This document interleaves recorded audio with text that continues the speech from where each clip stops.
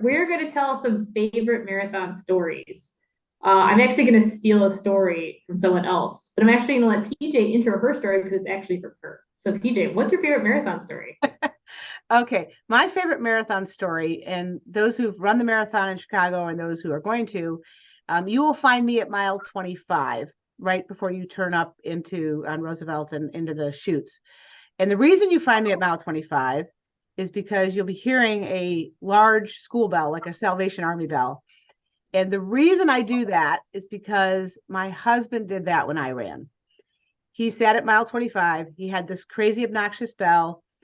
Um, Drove everybody around him crazy.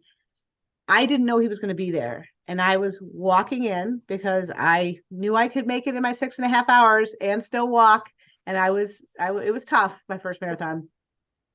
As I'm walking in, he's ringing this bell and ringing this bell. And finally I realize it's him. And he's like, run, run. And I was like, I don't want to run. And he's like, run, run. And I was like, oh, please don't make eye contact with me. I don't even want to see you. I just want to walk.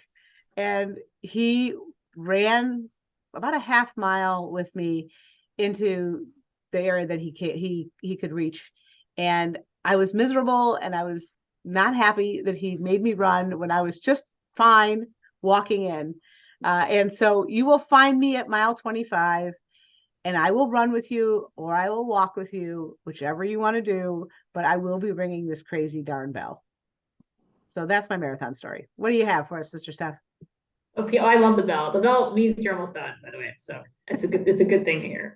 So my favorite marathon story is actually from somebody else, from my friend Father Mike Metz. So Father Mike is not traditionally an endurance athlete. So the marathon he's an athlete, but this is a particular challenge for him. The marathon was a very new and exciting athletic challenge for him. And he was struggling. He was having a really rough race. And around mile 17, 18-ish, we run through Pilsen, where there's a church that's on the course. So Father Mike at the time was a seminarian, and he wasn't a priest. And he was like, oh, perfect. I'm feeling really bad, but I'm going to go kneel down in this church and I'm going to pray so hard that I start feeling better and that this race is for the greater glory of God.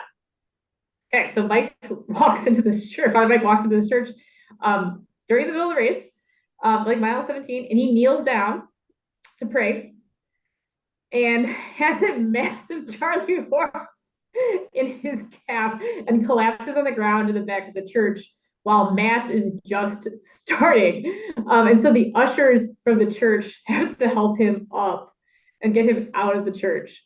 And he said it was a very humbling experience, but very good experience for his spiritual growth, he said, to know that he's going to be walk with Jesus and the cross is real. And sometimes things are really hard. And sometimes the Lord just wants to use your suffering for something greater that you don't even understand.